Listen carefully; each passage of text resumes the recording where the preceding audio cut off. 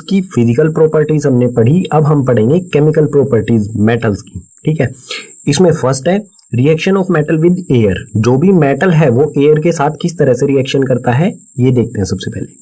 So metal combine with oxygen to form metal oxide. जो भी metal है वो ऑक्सीजन के साथ कंबाइन होकर प्रोडक्ट में हमें मेटल ऑक्साइड प्रोवाइड करेगा। ठीक है, ये रिएक्शन किस तरह से होगा, जब कोई भी मेटल और ऑक्सीजन रिएक्टेंट में दोनों जुड़ेंगे तो प्रोडक्ट में हमें मिलेगा मेटल ऑक्साइड। ठीक है, एग्जांपल ले लेते हैं इसके लिए। एग्जांपल में फर्स्ट है Cu यानी कि कॉपर और ऑक्सीजन ऑक्साइड। कॉपर और ऑक्सीजन मिलके हमें देंगे कॉपर ऑक्साइड। इसी तरह से एल्यूमिनियम है और ऑक्सीजन, एल्यूमिनियम और ऑक्सीजन रिएक्शन करके बनाएंगे एल्यूमिनियम ऑक्साइड।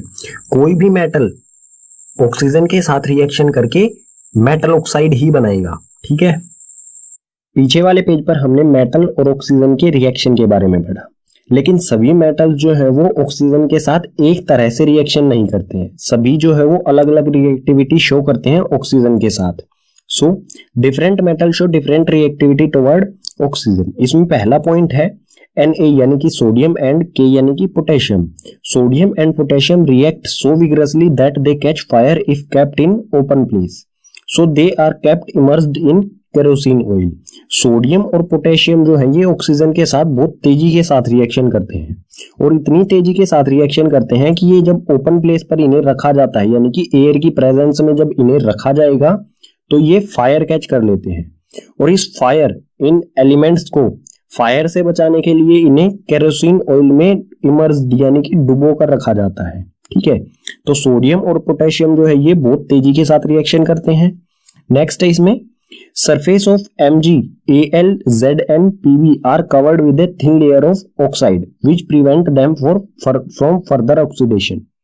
जो भी मैग्नीशियम, एल्यूमिनियम, जिंक और लेड इनका सरफेस होता है वो ऑक्सीजन के साथ रिएक्शन करके एक पतली सी थिन लेयर बना लेता है ऑक्साइड की। ठीक है, अगर मैग्नीशियम होगा, मैग्नीशियम का कोई मेटल है तो मैग्नीशियम एयर के साथ रिएक्शन करके मैग्नीशियम ऑक्साइड लेयर बना लेगा इसके सरफेस पर, मैग्नीशियम एलिमेंट के सरफेस पर। और जो भी सरफेस पर ऑक्साइड बनेगा मेटल ऑक्साइड, वो उसी एलिमेंट को फर्दर आगे ऑक्सीडेशन होने से बचाता है, यानी कि प्रिवेंट करता है मेटल को खराब होने से। ठीक है, नेक्स्ट है Fe does not burn on heating but iron fillings burn vigorously। जब आयरन को बर्न करेंगे, आयरन की कोई रोड है उसको बर्न करेंगे तो वो बस हीट होगी, बर्न नहीं होगी। यानी कि आयरन जो है वो जब बहुत टाइम लगाता है ऑक्सीजन के साथ रिएक्शन करने में, बहुत जल्दी नहीं होता है। लेकिन आयरन फिलिंग्स कहें या आयरन पाउडर कहें, ठीक है, आयरन पाउडर जो है वो बहुत तेजी के साथ जब इसे हीट किया जाएगा तो ये तेजी के साथ बर्न हो जाती है, इजीली ये रिएक्शन करता है ऑक्सीजन के साथ। ठीक है, next Cu does not burn but coated with black copper oxide। जब हम Cu यानी कि कॉपर को जब हम हीट करेंगे तो ये बर्न नहीं होगा, लेकिन इस पर एक ब्लैक लेयर आ जाती है। ठीक है, और जो ब्लैक लेयर होती है वो किस चीज की होती है, कॉपर ऑक्साइड की। तो हम कह सकते हैं कि कॉपर की भी लेयर जो है वो ऑक्सीजन के साथ रिएक्शन करती है। अंदर वाला जो एलिमेंट होगा कॉपर की लेयर के अंदर जो कॉपर होगा वो रिएक्शन नहीं करता है, सिर्फ लेयर कॉपर ऑक्साइड बना लेती है। नेक्स्ट है Au and Ag does not react with oxygen. Metal oxide से रिलेटेड कॉन्सेप्ट है हमारा एम्फोथेरिक ऑक्साइड। एम्फोथेरिक ऑक्साइड्स क्या होती हैं, metal oxides which reacts with both acids as well as bases to produce salt and water और called amphoteric oxide. ऐसी metal oxides जो acids और बेसिस दोनों के साथ रिएक्शन करें और प्रोडक्ट में हमें सोल्ट और वाटर दें, उसे कहा जाएगा एम्फोथेरिक ऑक्साइड्स। ठीक है, दोनों कंडीशन होनी चाहिए हमें, एसिड और बेसिस के साथ रिएक्शन, दोनों के साथ रिएक्शन भी करें और दोनों के साथ रिएक्शन करके सोल्ट और वाटर दोनों चीजें हमें प्रोडक्ट में मिले, तो उसे कहा जाएगा एम्फोथेरिक ऑक्साइड। एग्जाम्पल लेते हैं यहाँ पर।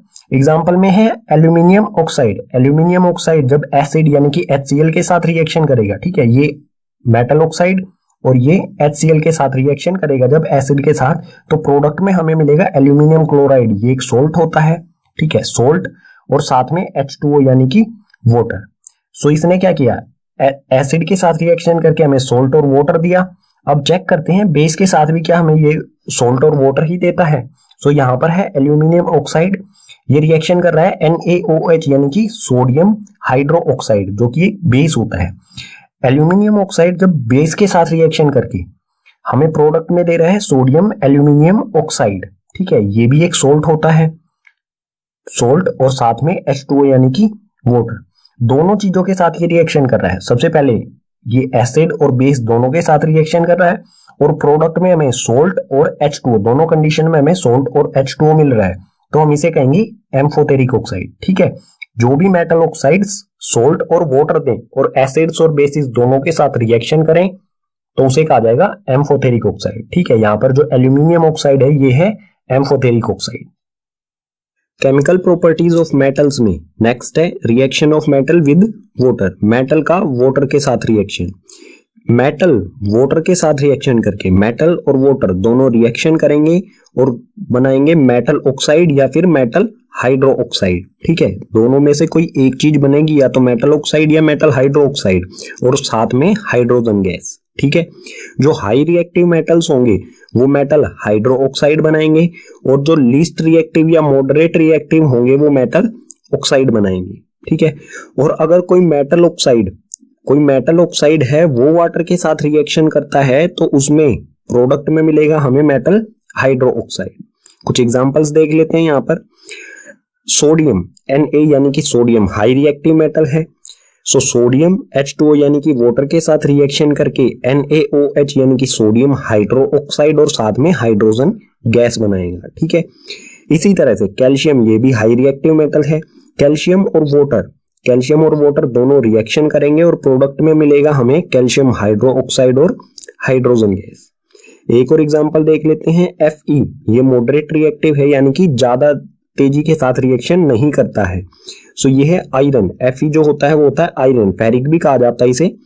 आयरन H2O यानी कि वाटर के साथ रिएक्शन करके फेरिक ऑक्साइड या फिर आयरन ऑक्साइड कह सकते हैं हम, फेरिक ऑक्साइड या फिर आयरन ऑक्साइड बनाएगा और साथ में हाइड्रोजन गैस इसमें से रिलीज होगी।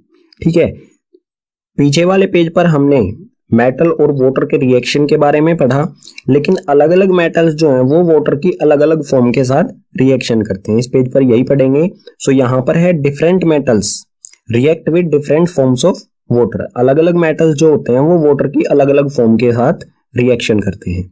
इसमें फर्स्ट है Na यानी कि सोडियम, K यानी कि पोटेशियम एंड Ca यानी कि calcium. Sodium, potassium and calcium react with cold water. ये तीनों जो मेटल्स हैं वो कोल्ड वाटर के साथ रिएक्शन करेंगे। ठीक है, नेक्स्ट है इसमें Al यानी कि एल्यूमिनियम, Fe यानी कि आयरन या फिर फेरिक, और Zn यानी कि जिंक। एल्यूमिनियम, आयरन और जिंक रिएक्ट विद स्टीम। ये तीनों मेटल्स जो हैं वो स्टीम यानी कि भाप के साथ रिएक्शन करते हैं। ठीक है, नेक्स्ट है इसी में Mg react with hot water. Magnesium hot water के साथ रिएक्शन करता है। नेक्स्ट है Ca एंड Mg, कैल्शियम और magnesium float on water surface as bubbles of hydrogen stick to their surface. Calcium और मैग्नीशियम जो है वाटर के साथ रिएक्शन करते समय वाटर के सरफेस पर आ जाते हैं, क्योंकि जो हाइड्रोजन के बबल्स होते हैं वो कैल्शियम और मैग्नीशियम में के साथ चिपक जाते हैं और उन्हें फ्लोट करके ऊपर की तरफ वाटर सरफेस पर ले आते हैं। इसी में नेक्स्ट है Au, Ag, Cu, Pb, gold, silver, Cu यानी कि कॉपर और Pb यानी कि लेड। ठीक है, गोल्ड, सिल्वर, कॉपर और lead does not react with water. ये चार जो मेटल्स हैं ये वाटर के साथ रिएक्शन नहीं करते हैं। ठीक है, केमिकल प्रॉपर्टीज ऑफ मेटल्स में नेक्स्ट है reaction of metals with acid. Metals का एसिड के साथ रिएक्शन। सो कोई भी मेटल उसको हमेशा हम डाइल्यूट एसिड के साथ रिएक्शन कराएंगे, क्योंकि कंसंट्रेटेड एसिड के साथ जब रिएक्शन कराएंगे हम मेटल का तो वो हाईली एक्सोथर्मिक हो सकता है। ठीक है, डेंजरस हो सकता है थोड़ा सा। सो मेटल का रिएक्शन हम हमेशा डाइल्यूट एसिड के साथ कराएंगे। सो कोई भी मेटल डाइल्यूट एसिड के साथ रिएक्शन करके प्रोडक्ट में हमें देगा सोल्ट और साथ में हाइड्रोजन गैस। ठीक है, एग्जांपल्स देख लेते हैं इसके लिए। एग्जांपल में है यहाँ पर फेरिक यानी कि आयरन Fe, और साथ में एसिड में है यहाँ पर hydrochloric acid, dilute hydrochloric acid. जब ये दोनों रिएक्शन करेंगे, आयरन और हाइड्रोक्लोरिक एसिड दोनों रिएक्शन करेंगे तो प्रोडक्ट में हमें मिलेगा आयरन क्लोराइड। ठीक है, या फिर कह सकते हैं फेरिक क्लोराइड, और ये एक सोल्ट होता है। ठीक है, हमें मिलेगा फेरिक क्लोराइड सोल्ट और साथ में हाइड्रोजन गैस। ठीक है, एक और एग्जांपल देख लेते हैं यहाँ पर। यहाँ पर है aluminium, aluminium HCl dilute hydrochloric acid के साथ रिएक्शन करेगा तो प्रोडक्ट में हमें मिलेगा AlCl यानी कि एल्यूमिनियम क्लोराइड और साथ में हाइड्रोजन गैस। एल्यूमिनियम क्लोराइड जो है ये एक सोल्ट होता है, ठीक है। सो दोनों मतलब जो भी हमारी कंडीशन होगी, कोई भी मेटल और एसिड रिएक्शन करके हमेशा सोल्ट और हाइड्रोजन गैस ही हमें प्रोडक्ट में देंगे। केमिकल प्रॉपर्टीज ऑफ मेटल्स में नेक्स्ट है reaction of metals with solution of other metal salt. कोई भी मेटल दूसरे मेटल सोल्ट के साथ किस तरह से रिएक्शन करेगा, ठीक है। मेटल दूसरे मेटल सोल्ट के साथ किस तरह से रिएक्शन करेगा। सो यहां पर है हमारे पास मेटल A और salt solution of metal B। Metal A और metal salt solution of metal B, ये दोनों रिएक्शन करके प्रोडक्ट में हमें मिलेगा सोल्ट सॉल्यूशन ऑफ A और मेटल B। यानी कि यहां पर आप सिंपल नोटिस कर सकते हैं, मेटल A ने क्या किया, जो साल्ट सॉल्यूशन था मेटल B का, उसको उसमें से B को ही, B जो मेटल था उसको सोल्ट सॉल्यूशन में से डिस्प्लेस कर दिया। सो ये क्या हो जाएगा, डिस्प्लेसमेंट रिएक्शन। एग्जांपल देखते हैं इसके लिए। यहां पर है आयरन Fe यानी कि आयरन और CuSO4, कॉपर सल्फेट, ठीक है। ये कॉपर सल्फेट का सॉल्यूशन है और ये है आयरन। यहां पर जो सोल्ट, ये सोल्ट सॉल्यूशन है कॉपर का सोल्ट सॉल्यूशन है CuSO4। ये दोनों रिएक्शन करेंगे और रिएक्शन के बाद क्या होगा, आयरन जो है, फेरिक जो है वो Cu को डिस्प्लेस कर देगा, इसमें से डिस्प्लेस कर देगा सल्फेट सॉल्यूशन में से, ठीक है। सो यहां पर आप देखेंगे ये डिस्प्लेस करेगा Cu को और बनाएगा FeSO4 यानी कि फेरिक सल्फेट या फिर कह सकते हैं आयरन सल्फेट, और साथ में Cu जो है वो अलग हो जाएगा, कॉपर अलग निकल जाएगा, ठीक है। सो ये जो भी डिस्प्लेसमेंट हुआ है, कौन सा मेटल कौन से मेटल दूसरे कौन से मेटल को डिस्प्लेस कर सकता है, इसको समझने के लिए हमें पढ़ना होगा रिएक्टिविटी सीरीज, ठीक है। मेटल की रिएक्टिविटी सीरीज, कौन सा मेटल दूसरे कौन से मेटल को डिस्प्लेस कर सकता है, ये पढ़ते हैं नेक्स्ट पेज पर। पीछे वाले पेज पर आयरन ने कॉपर सल्फेट सॉल्यूशन में से कॉपर को डिस्प्लेस कर दिया था।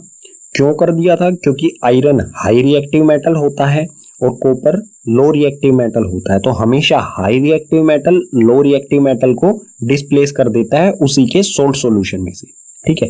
अब कौन सा मेटल हाई रिएक्टिव है और कौन सा लो रिएक्टिव है, ये पता चलता है हमें रिएक्टिविटी सीरीज से। रिएक्टिविटी सीरीज क्या होती है, it is a list of metals arrange in the decreasing order of reactivity. ये मेटल्स की लिस्ट होती है जो कि डिक्रीजिंग ऑर्डर में उनकी रिएक्टिविटी को शो करती है। यानी कि जो लिस्ट होगी, ये सीरीज होगी, इसमें सबसे ऊपर हाई रिएक्टिव मेटल होगा और जैसे जैसे हम लिस्ट में नीचे की तरफ जाते जाएंगे वहां पर हमें लो रिएक्टिव मेटल्स मिलते जाएंगे, ठीक है। यहां पर एक पॉइंट यहां पर भी लिख दिया मैंने, reactivity decreases from top to bottom. Reactivity जो है वो डिक्रीज होती है टॉप से बॉटम, यानी कि जो ऊपर है वो हाई रिएक्टिव है, जैसे जैसे नीचे जाएंगे वहां पर लो रिएक्टिव मेटल्स आते जाएंगे, ठीक है। सो यहाँ पर मोस्ट रिएक्टिव मेटल, सबसे रिएक्टिव मेटल होता है K यानी कि पोटेशियम, सेकंड पे आता है सोडियम, थर्ड पे कैल्शियम, उसके बाद magnesium, aluminium, zinc, iron, lead, hydrogen, copper, mercury, silver और गोल्ड, ठीक है। इसमें जो ऊपर की तरफ है ये जो मेटल्स हैं ये हाईली रिएक्टिव मेटल्स हैं, सबसे ऊपर जो होगा वो उतना ही हाई रिएक्टिव होगा। जैसे जैसे इसमें हम नीचे जाएंगे रिएक्टिविटी जो है वो कम होती जाएगी। सो जो पीछे वाला रिएक्शन था आयरन और कॉपर सल्फेट का, सो पोजीशन देखते हैं हम यहाँ पर, आयरन की पोजीशन है ये और कॉपर की पोजीशन है ये। सो कॉपर क्या है, कम रिएक्टिव है आयरन से, ठीक है। कॉपर को कौन कौन से मेटल्स डिस्प्लेस कर सकते हैं, जो भी इसमें ऊपर दिए गए हैं। यहां पर जो हाइड्रोजन है ये नॉन मेटल है, ठीक है, बाकी सभी मेटल्स हैं। सो कॉपर जो है, कॉपर को कौन कौन डिस्प्लेस कर सकता है, कॉपर से ऊपर वाले सभी मेटल्स, ठीक है। इसी तरह आयरन को कौन डिस्प्लेस कर सकता है, इससे ऊपर वाले सभी मेटल्स, यानी कि ये आयरन से ऊपर जो है वो सभी इसको डिस्प्लेस कर सकते हैं। ऐसा कौन सा मेटल है जिसको कोई भी डिस्प्लेस नहीं कर सकता, वो है रिएक्टिविटी सीरीज में सबसे ऊपर वाला मेटल यानी कि पोटेशियम, ठीक है। पोटेशियम किन किन मेटल्स को डिस्प्लेस कर सकता है, अपने सभी नीचे वाले को, ठीक है। जैसे यहाँ पर आयरन किस किस को डिस्प्लेस कर सकता है, इन सभी, आयरन अपने नीचे वालों को डिस्प्लेस कर सकता है और आयरन के ऊपर वाले आयरन को डिस्प्लेस कर सकते हैं, ठीक है। जो हाई रिएक्टिव मेटल होगा वो लो रिएक्टिव को डिस्प्लेस कर देगा, ठीक है। ये है रिएक्टिविटी सीरीज। चैप्टर में नेक्स्ट कॉन्सेप्ट आता है हमारा reaction of metals with non metals. Metals और नॉन मेटल्स का रिएक्शन किस तरह से करेंगे ये एक दूसरे के साथ। सो मेटल्स और नॉन मेटल्स के रिएक्शन को समझने से पहले हम कुछ पॉइंट्स को समझते हैं, उसके बाद देखेंगे ये रिएक्शन किस तरह से होगा। ठीक है, इसमें फर्स्ट पॉइंट है reactivity of elements is the tendency to attain a completely filled valence shell. जो भी एलिमेंट्स हो हमारे, चाहे वो मेटल्स हो या नॉन मेटल हो, वो सभी क्या करते हैं, उनमें एक टेंडेंसी होती है कि वो अपने वैलेंस शेल यानी कि लास्ट शेल जो होता है उसको कंप्लीट फिल करने की कोशिश करते हैं। ठीक है, एग्जांपल लेते हैं यहाँ पर एग्जांपल है इस पॉइंट का Na यानी कि सोडियम का एटॉमिक नंबर होता है 11, यानी कि इसमें इलेक्ट्रॉन्स की संख्या कितनी होती है, नंबर ऑफ इलेक्ट्रॉन्स होते हैं इसमें 11। सो जो भी इलेक्ट्रॉन्स होते हैं, सोडियम का इलेक्ट्रॉनिक कन्फिग्रेशन क्या होगा, इसके फर्स्ट शेल में हमेशा फर्स्ट शेल में 2 इलेक्ट्रॉन्स होते हैं, सेकंड शेल में 8 इलेक्ट्रॉन्स होते हैं। यहां पर हम चेक करेंगे टोटल कितने हो गए, 2 और 8 हो गए 10, तो इसमें से 10 को माइनस करेंगे तो बचेगा 1 इलेक्ट्रॉन, थर्ड शेल में आ जाएगा 1 इलेक्ट्रॉन। ठीक है, सो इसका इलेक्ट्रॉनिक कन्फिग्रेशन क्या हुआ, 2, 8 और 1। वैलेंस शेल जो है वो लास्ट शेल होता है। ठीक है, जरूरी नहीं है कि 3 शेल हो, किसी में 4 भी हो सकते हैं या 3 से कम भी हो सकते हैं। ठीक है, सो हमेशा लास्ट शेल में जो है वो फिल करने की कोशिश करता है, कंप्लीट फिल्ड। और कंप्लीट फिल्ड करने के लिए टोटल जो लास्ट हमेशा वैलेंस शेल में उसको टोटल 8 इलेक्ट्रॉन्स की जरूरत होती है। यहां पर कितना है, 1। सो या तो इसमें ये 7 इलेक्ट्रॉन्स को ले सकता है जिसमें बहुत ज्यादा एनर्जी लगेगी, लेकिन ये 1 इलेक्ट्रॉन को इजीली लूज कर सकता है। अगर 1 इलेक्ट्रॉन को ये लूज कर देगा तो इसका वैलेंस शेल कौन सा होगा, सेकंड वाला। ठीक है, थर्ड तो रहेगा ही नहीं, फिर कोई भी इलेक्ट्रॉन नहीं है उसमें, तो थर्ड जो शेल है वो खत्म हो जाएगा और लास्ट वैलेंस शेल होगा इसका सेकंड। ठीक है, सो इसकी इलेक्ट्रॉनिक कन्फिग्रेशन होगी वो होगी Na की इलेक्ट्रॉनिक कन्फिग्रेशन 2 और 8। ठीक है, जब ये 1 इलेक्ट्रॉन को लूज कर देगा, तो कोई भी एलिमेंट है वो इस तरह से काम करता है, जो भी उसका लास्ट शेल हो उसमें 8 बनाने की कोशिश करता है वो। ठीक है, अगर 1 है, 4 से कम होंगे तो वो लूज करने की कोशिश करेगा, और 4 से ज्यादा होंगे तो वो गेन करने की कोशिश करेगा, किसी दूसरे एलिमेंट से लेने की कोशिश करेगा। ठीक है, इसके बारे में आगे और डिटेल में पढ़ेंगे जब हम मेटल और नॉन मेटल का रिएक्शन पढ़ेंगे। ठीक है, इसमें नेक्स्ट पॉइंट है metal lose electron from their valence shell to form cation. जो मेटल्स होते हैं, ठीक है, कोई भी मेटल है वो हमेशा इलेक्ट्रॉन्स को लूज करते हैं वैलेंस शेल से। यहां पर आपने देखा सोडियम क्या है, एक मेटल है, ये वैलेंस शेल लास्ट शेल में कितने इलेक्ट्रॉन्स है, 1। ये 1 को हमेशा लूज करेगा और बनाएगा कैटायन। ठीक है, यानी कि Na नेगेटिव बनाएगा हमेशा। ठीक है, सॉरी Na पॉजिटिव बनाएगा। ठीक है, Na पॉजिटिव यानी कि पॉजिटिव साइन क्या दर्शाता है कि इसने 1 इलेक्ट्रॉन जो है वो गिव अप कर दिया है, किसी दूसरे एलिमेंट को दे दिया है। ठीक है, नेक्स्ट पॉइंट है non metals gain electron in their valence shell to form N। जो भी नॉन मेटल्स होते हैं वो हमेशा इलेक्ट्रॉन्स का गेन करते हैं और लास्ट शेल में हमेशा ये गेन करेंगे इलेक्ट्रॉन्स का और बनाएंगे एनियंस। ठीक है, यानी कि जैसे क्लोरीन होता है, ठीक है, क्लोरीन एक इलेक्ट्रॉन किसी से लेता है और बनाता है Cl नेगेटिव। ठीक है, ये नेगेटिव जो साइन है ये क्या शो करता है कि इसने कोई 1 इलेक्ट्रॉन किसी दूसरे एलिमेंट से लिया है। ठीक है, अब इस तरह का जो रिएक्शन होता है जिसमें मेटल लूज करता है और नॉन मेटल गेन करता है इलेक्ट्रॉन को। ठीक है, इसी तरह से इन दोनों में रिएक्शन होता है। ठीक है, मेटल जो है वो नॉन मेटल को गिव कर देता है, कुछ इलेक्ट्रॉन्स दे देता है उनके साथ रिएक्शन करते हुए। ठीक है, इस तरह का जो रिएक्शन होता है उसमें जो कंपाउंड बनता है सो उसे क्या कहा जाता है, the compound formed by the transfers of electrons from metal to non metal are called ionic compound और इलेक्ट्रोवैलेंट कंपाउंड। जो भी कंपाउंड बनेगा जब कोई मेटल इलेक्ट्रॉन ट्रांसफर कर दे, ठीक है, मेटल नॉन मेटल को इलेक्ट्रॉन ट्रांसफर कर दे, उसे कहा जाएगा आयनिक कंपाउंड या फिर कह सकते हैं इलेक्ट्रोवैलेंट कंपाउंड। ठीक है, ये कंपाउंड हमेशा बनेगा मेटल्स और नॉन मेटल्स के रिएक्शन में। ठीक है, अब एग्जांपल देख लेते हैं मेटल और नॉन मेटल्स का रिएक्शन जो है वो किस तरह से होता है, किस तरह से मेटल एक इलेक्ट्रॉन लूज करता है या एक से ज्यादा लूज करता है, और नॉन मेटल जो है वो किस तरह से गेन करता है, और ये दोनों कैटायन और एनियन किस तरह से बनते हैं। ठीक है, मेटल और नॉन मेटल का जो रिएक्शन होता है यानी कि आयनिक कंपाउंड जो बनता है वो किस तरह से बनता है उसका एक एग्जांपल ले लेते हैं। सो इसमें एग्जांपल ले रहे हैं हम फॉर्मेशन ऑफ NaCl। NaCl यानी कि सोडियम क्लोराइड किस तरह से बनता है। सो Na होता है सोडियम, ठीक है, और Cl होता है क्लोरीन। Na का इलेक्ट्रॉनिक कॉन्फ़िगरेशन होता है 2 8 और 1, और Cl का होता है 2 8 और 7। ठीक है, इसके वैलेंस शेल में एक इलेक्ट्रॉन होता है और इसके वैलेंस शेल में 7 इलेक्ट्रॉन होते हैं। सो हम इसे बनाएंगे इस तरह से Na, इसके वैलेंस शेल यानी कि लास्ट शेल में कितने इलेक्ट्रॉन, एक। ठीक है, इसे हम एक डॉट से शो कर सकते हैं।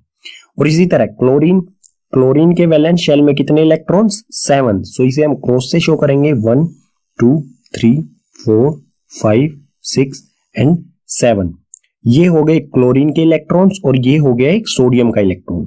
सोडियम इलेक्ट्रॉन क्या करेगा, ये अपने वैलेंस शेल को कंप्लीट करने की कोशिश करेगा। इसको 7 की जरूरत है लेकिन 7 लेने में तो बहुत ज्यादा एनर्जी लगेगी, इसलिए ये क्या करेगा, एक को इजीली लूज कर देगा, और ये लूज करेगा वो जो इलेक्ट्रॉन है वो क्लोरीन को दे देगा। ठीक है, ये इलेक्ट्रॉन आ गया यहाँ पर क्लोरीन के पास।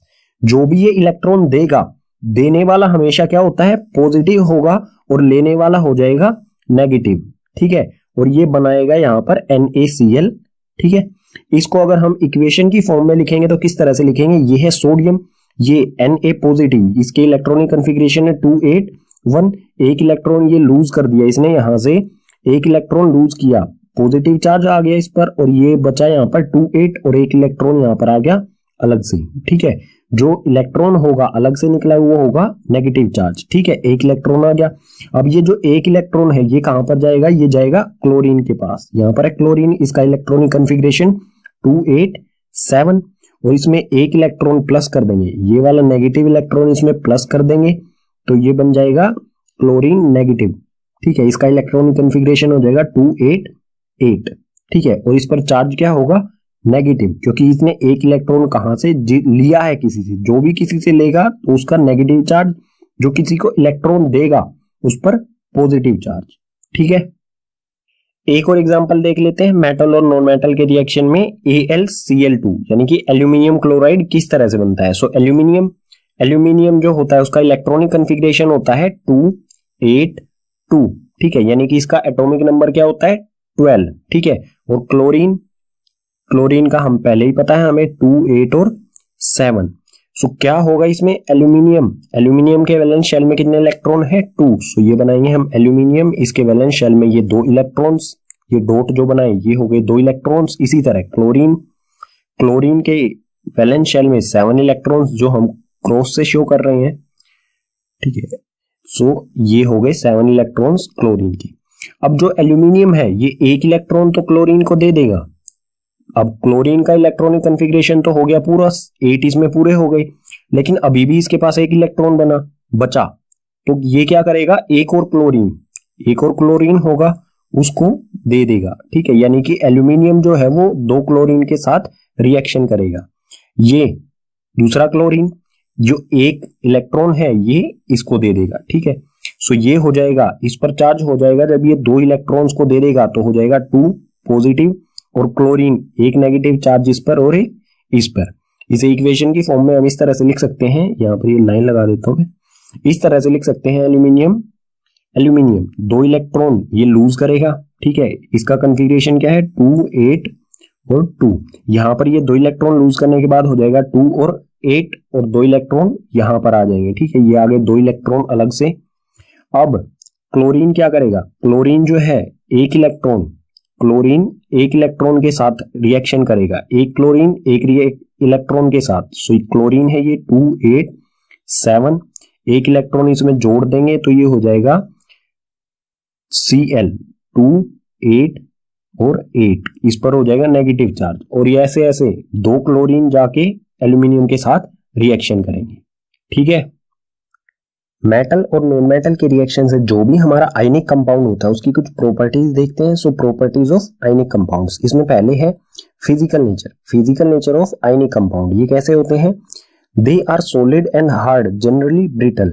जो भी आयनिक कंपाउंड्स होते हैं वो सोलिड होते हैं और हार्ड होते हैं। हार्ड होने के साथ साथ ये ब्रिटल होते हैं, यानी कि इजीली ब्रेकेबल। जिस तरह से मार्बल्स होते हैं, कंचे, वो हार्ड होते हैं, लेकिन जब हम हैमर से स्ट्राइक करते हैं मार्बल्स पर वो इजीली ब्रेक भी हो जाते हैं। तो जो आयनिक कंपाउंड्स होते हैं उनकी प्रॉपर्टीज कुछ वैसी ही होती हैं, हार्ड के साथ साथ इजीली ब्रेकेबल। ठीक है, नेक्स्ट है मेल्टिंग एंड बॉइलिंग।